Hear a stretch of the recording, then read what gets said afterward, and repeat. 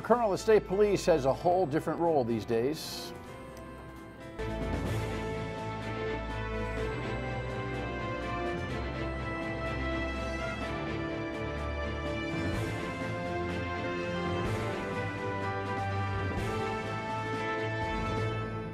The Dan York State of Mind program is brought to you in part by Lookout Rhode Island and Taco Comfort Solutions.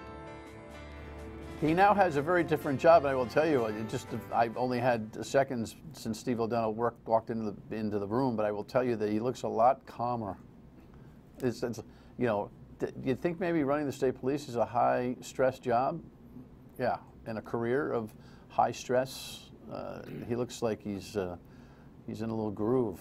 So there's always another career, you know, and tonight we're going to talk about an important event coming up later in the week that honors heroes and helps to fund the great work that the YMCA is doing that Steve is running right now. So we're going to meet him in just a moment. Great to have you aboard. Thank you very much for tuning in tonight to my State of Mind. I think, you know, post the Masters and Patrick Reed's victory, the world comes back to things like perhaps missile attacks in Syria. And we have a headline here today that indicates that the president is evaluating.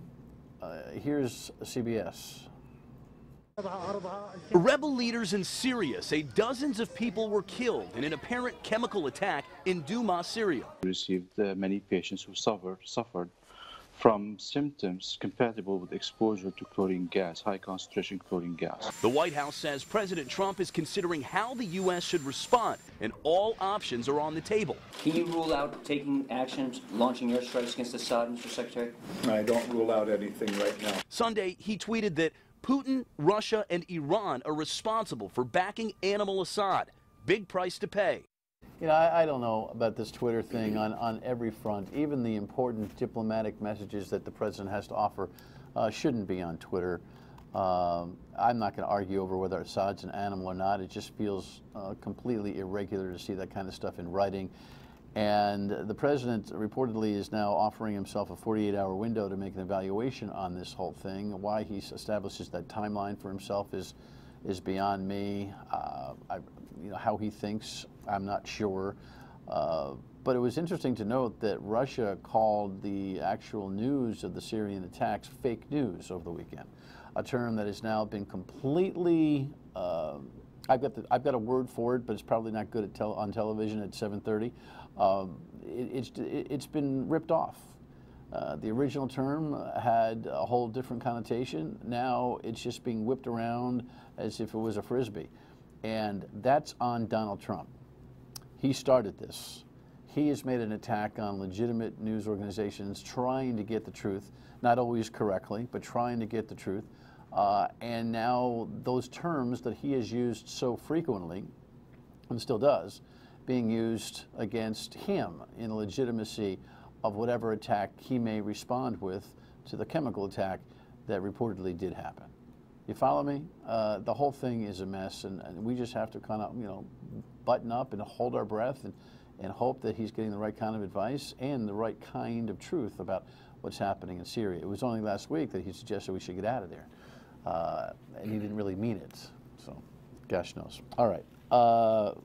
This other Facebook thing is something I think we got to pay attention to. We're going to have to get some real sharp, and it's hard to find, by the way, real sharp social media expertise.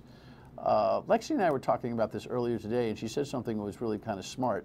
She says a lot of smart things every day, but she says, you know, this thing has grown from a Harvard dorm room to a place where no one really knows how to regulate it. And Facebook may someday end up becoming utility, or it may meet its demise before it becomes a regulated utility. The idea that tens of millions of us have had our data ripped off by a company that was in the consulting political business, and Facebook did very little about it and didn't prevent it, and still isn't becoming really clear about what it all means to us, ought to be disturbing. You can go ahead and trust your life to Facebook at your own peril. I don't know why you do. And by the way, talking about ripping off terms, I think the biggest social change in America that has happened since Facebook came to prominence is the use of the word friend. You've got thousands of friends, I'm sure. If you need to borrow 20 bucks, how many friends would you have? right? All right, let's get to the subject of the day. The YMCA headline here is really just kind of a piece of information for you about a terrific program that the YMCA of Greater Providence provides on an annual basis. It's about celebrating heroes. Here's a clip from last year's group. YMCA has been so good to me. I've been a member there for almost 20 years.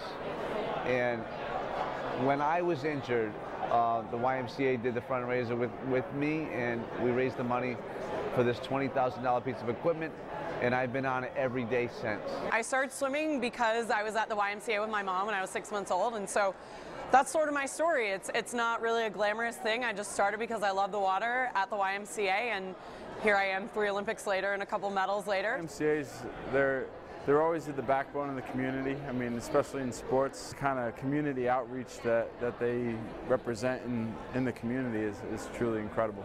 So those were last year's stories. You know, Liz Beisel is someone I'm very familiar with. My kid's claim to fame is that my kid beat Liz Beisel in the 50-yard freestyle. Of course, it was a 400-yard race. And she still is approachable and wonderful, Olympic medals and network and everything else that she's achieved, as if she was that kid in the pool up there in Attleboro.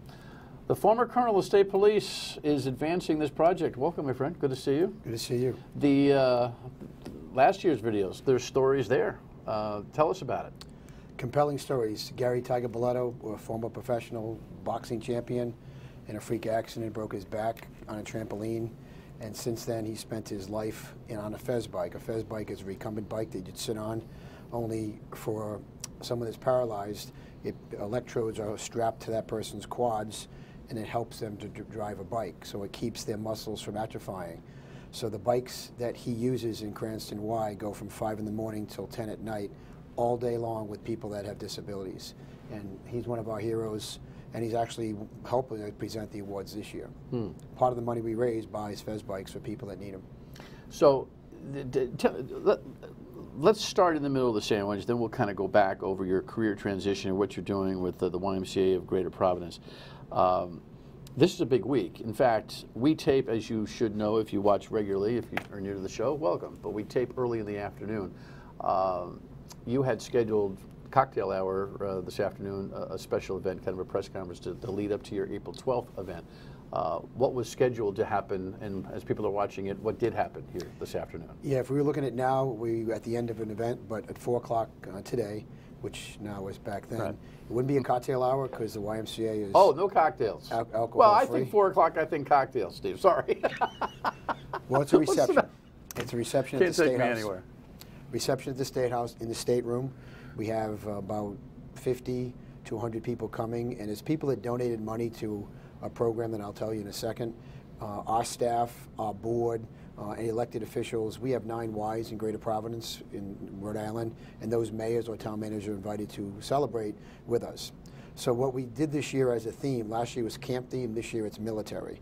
We felt compelled for many reasons, but talking to military people, I see homeless people quite a bit where I work. I'm right next to Crossroads.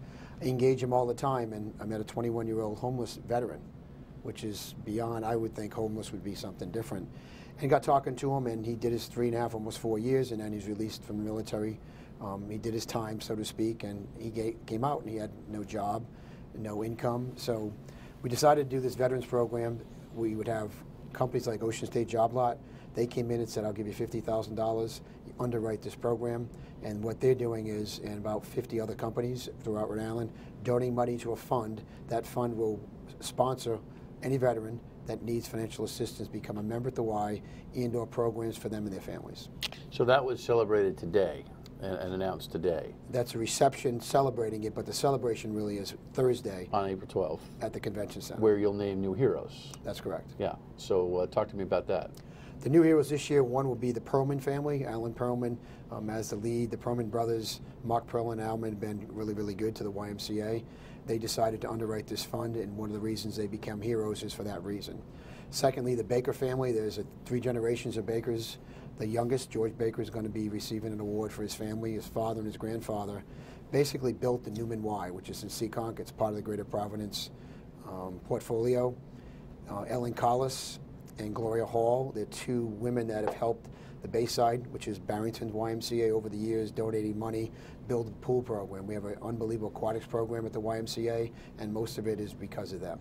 They underwrote those programs. And the last hero is Alamis Vargas. She's a member of one of our councils. Each branch has a council that guides that branch, and the council chair sits on the board that I work for. So Alamis Vargas is on our council, but she's also a cancer survivor. And she works in Seth Magazine's office, and she's getting one of our awards for all the things she went through. And she'll speak pretty candidly about the Livestrong program they have. And Livestrong is just another thing that we do at the Y that is different from just a gym. If you have cancer and you're in that process, you can come to the Y and get a free membership to get you healthy. When we come back, we'll talk about what the Y does, and of course we got to ask about the career transitions, going from running the state police to running the Y. Got to be a little different. Stay with us.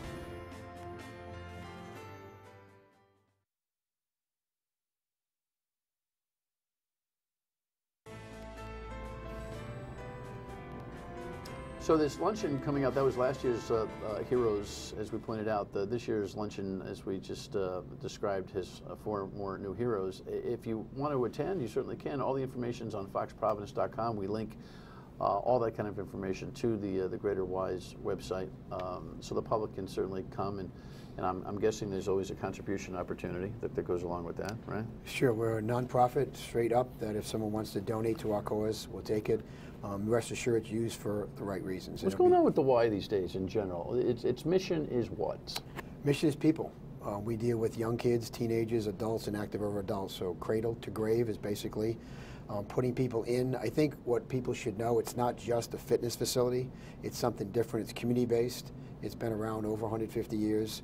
We have Livestrong programs. We have heart programs, diabetes programs. We have a Rock Steady program, which helps people basically box that are first-stage dementia patients. It's very helpful for them. So we have people donating to those funds. We have membership that use our gyms, our swim, and all that stuff. Basketball, you name it. There's a lot of things happen at the Greater Providence Y. So you got the Greater Providence Y, and then there's the Pawtucket Circuit, correct? And yes. And I'm actually a member at the McCall Y. Listen, I have that because I have no excuses. I got more gym memberships. If I didn't, I'd be even bigger, But McCall Y, I think, is its own or is that part of the Pawtucket? There's a couple of different branches of YMCA. Yeah, it's an interesting dynamic. When I came in, I didn't understand what most people don't. There's multiple Ys. So there's 5 alliances in Rhode Island. So Wesley, Stonington, and Arcadia, that's one. Okay. Pawtucket, which is Pawtucket, Woonsocket, and McCall, which is Lincoln. Smithfield is by himself, standalone, and then Newport is Newport, Middletown. We're 9 different. We're 7 branches and 2 camps. And we also, as a family, had memberships in some of the in the Attleboro circuit, which was the Hockomock Y circuit. So in this viewing area, there are all sorts of circuits of Ys, and some of them have different personalities and nuances. But there's a theme that runs through all of them, correct? Yes. And the theme is healthy living, social responsibility. Those are really the crux of what we do. Teach people how to eat properly, show them. Healthy living is also using your gym to control your weight, but also control your heart. And then social responsibility, doing the right thing. Exactly the piece we're looking at for this event is social responsibility. We have military veterans. We have 70,000 veterans in Rhode Island. So if you took 10% of them that might be having problems financially, and they may, I don't know if that's the fact, that's 7,000 people that aren't being touched. And what we know about veterans is they're very proud men and women, and they don't ask for help. So we are going to find them. So far we've had 70 veterans sign up for this program. We want another 100, 200 people to come in the doors. 1, it's veterans working out, it's helping them. 2, we want those veterans around the young kids, the teenagers, the adults, the active adults. So 1, they can thank them for their service, which is very helpful and therapeutic, but also it's just the right thing to do, and we want them around. And the best example of this is one of our members in the East Side came in, got a membership for free. He couldn't afford the membership. Had a hard time accepting it because these are proud people. Took it 3 days after he got the membership. We had a member in the Y, fall with a heart attack. This is the first person who responded to him, and we're told by the hospital that he saved that person's life. That person's thriving now. So it's not why we did it, but you have a responsible adult in the facility, saw something, reacted to it, and probably impacted someone's life. So those things are great stories, but they really do happen. And it's I believe, my new mission is to make sure that we can help as many people we can. Eventually, I want to trickle it down to the young kids in Providence. That's where we belong. Well, listen, I think we are a disconnected world right now in a big way. YMCA is a connecting organization. Yes? Connecting and mentoring programs. Well, mentoring is a whole nother, too few, right? I mean, you've been a mentor, a coach, you're a dad, you're a coach, you're the colonel of the state police. Leadership, mentoring are actually not just built-in characteristics, they're learned. I agree. And you're doing a lot of that at the Y? We are trying to do more and more of it. Our leaders within the Y, our staff is unbelievable. You walk in those doors, they greet you, they're professional, they're polite, and there's things they can offer. In this particular program, not just membership, we're offering financial literacy. We have banks that are willing to walk in the doors, say every Tuesday night, and teach the veterans and our members how to be financial literate. You may think everybody knows how to do it, they might not. Social responsibility, we have the laborers is a good example. The laborers are supporting us to the max. They want to put carpenter programs, plumbing programs. In fact, they're helping us today. Their Putney Apprentice program is helping us at one of our camps. They're coming down and helping us clean it up, and their people are getting trained and getting time on the job to help them walk out for jobs. So it's not just swim lessons and yoga, right, and aerobics. No, there's life those lessons. Things are important. The camp. You have camp in the summer. We have thousands of kids come to camp. That's an awesome responsibility, and it's not probably as easy as you think. Ship your kid off to camp. There's a lot of things that go into that to make sure that they're okay. All right, we come back. So all the information about the Heroes Luncheon is on the website at foxprovidence.com. We've got to hear what the transition's been like, though. We'll do that when we come back. Stay with us.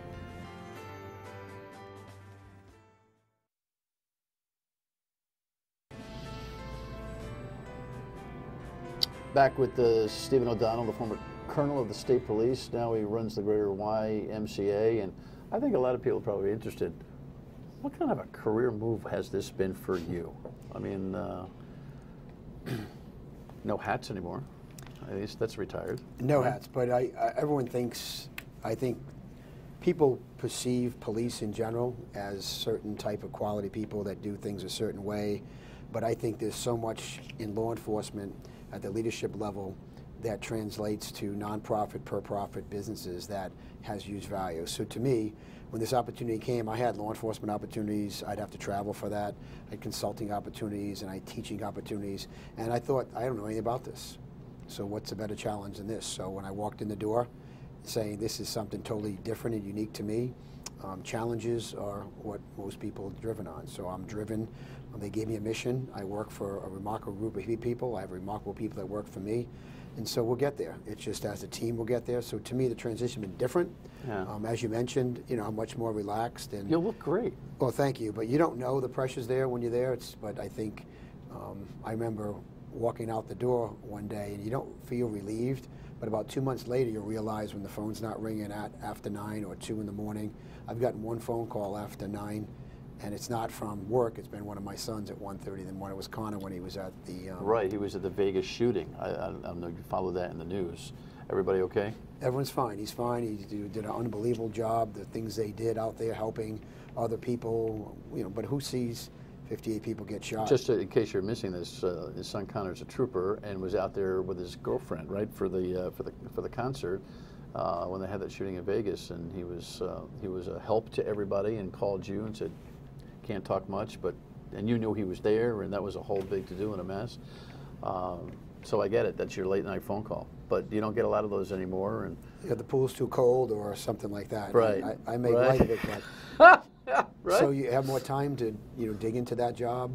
I have more time to kind of follow my kids. I have a son who's a youth trooper. I have another son who just made the Boston Cannons professional lacrosse team. His first pro game is next weekend. Awesome. And of course, your coach LaSalle. And my youngest son graduates from Tufts this year, so he's off into another world grad school next year, and I'm coaching. So I get to do things that I like to do, so it's not a bad thing. Do you miss it?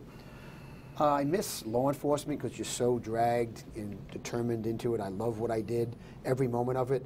But I got the luxury of leaving once and understanding what happens when you leave a job like that. And you have to be prepared because you instantly depreciate like a car, and not for any bad reason. It's just that you move on and someone else takes over. The job continues on. My job isn't there anymore. So I miss that piece of it. I miss the people. You know, you got some superstars that work in that organization. So yes, but you know, I also smart enough to know life moves on, and someone else in 5 years will take that position, another position, and young troopers come in, and that's the way it works, and that's the way it's supposed to work. Do you find yourself seeing stories of the day where you feel like you need to pick up the phone and create an action plan, or no, or it just shut down, huh? No, it didn't shut down, but it, you know, it's, I know, to work it off, or yeah, the day I left, it's no longer my responsibility. I don't mean that in a bad way, but it's statutory. It makes no sense to me to weigh in pro or con because it'll get misread. You know, I'm a pretty good student of this game, and so it's none of my business. And I don't mean that in a bad way. I'm a retired trooper, so I care, but it's not my job anymore, and I'm not in the way either way. Well, you know, I'm sure if you've been watching my show or listening to my radio program for any length of time, you know there's 127 questions I want to ask the Colonel about what's going on, but I'm not going to burden you with that because I know how much respect you have for the organization, and when you're done, right? I mean, you have to, you know, leave it where it is. I've always thought that the state police was my phrase I used all the time, the last bus of confidence that and character and integrity that the people of Rhode Island, who often say they crave it, I'm not sure they do, but they say they crave it, could count on. And I still think for the most part the state police remains that way. But it's a human organization, and it requires all the right stuff. I'm not going to go there. What's your overall take, though, on law enforcement in general and some of the challenges that it has right now? It's a turbulent time with the immigration battles that are going on and everything else. We've only got a minute or so, but it's a very, very, very different time for law enforcement, isn't it? I think it is. I think for a young person, male, female, coming in, there's some things they really got to consider. Long-term interest for them, short-term interest. As for the leadership level in law enforcement, it's a tough one because immigration, it's still, but honestly, it's been the same fight for, I can think, 10 years. It's up and down, you know, what's hot. You know, different leaders. The leader list sits in the White House, to the Senate, to the House, going into your own state government. I don't think it's clear for a police officer. To me, I'd want to make sure that the biggest thing as a cop, you want to know that someone's got your back. And that's a huge thing that I think is missed in the public eye, that a policeman needs to go to work knowing that what they do is supported. Look, if they're way out of line, they all get that, but the tenor should be, we support you. Anybody, that's state, local, federally. Right. And if you do that, one of the things that I feel for is I wouldn't want to be responsible for someone getting hurt because they don't have confidence in the government. I don't mean that's the state government, I mean in government in general, that across the country if cops aren't being supported. Scott's a conversation we can have for another day. April 12th is the luncheon. Support your Ys and check out what's happening there. All the information is on foxprovidence.com. Colonel, thanks. Final word when we come back.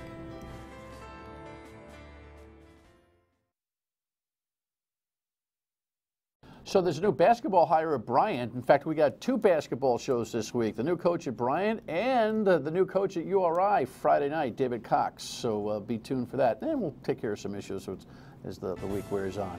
Have a great night. See you on the Radio 3 on WPRO. Thanks for watching.